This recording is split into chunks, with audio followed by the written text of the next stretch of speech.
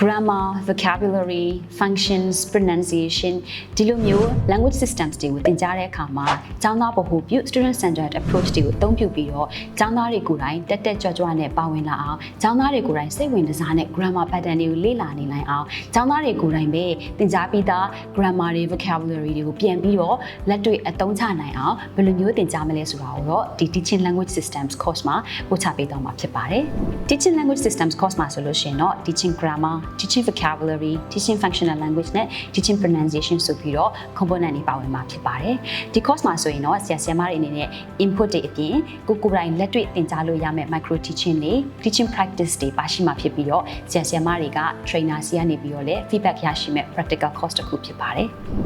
teaching language systems ရဲ့အခြေခံတွေပြင်မှာ practical teaching tips တွေ techniques တွေ activities တွေကိုလည်းသင်ကြားပေးသွားမှာဖြစ်လို့အခုမှစပြီးတော့ English ဘာသာစကားသင်ကြားဖို့လို့ချိန်ဆနေတဲ့ဆရာဆရာမတွေအတွက်သင်တော်တဲ့ course တစ်ခုဖြစ်တယ်လို့ experience ရှိပြီးတော့ကိုယ့်ရဲ့ skills ကို polish လုပ်ချင်တဲ့ဆရာဆရာမတွေအတွက်လည်းတက်ရောက်တဲ့ course တစ်ခုဖြစ်ပါတယ် The best English learning experience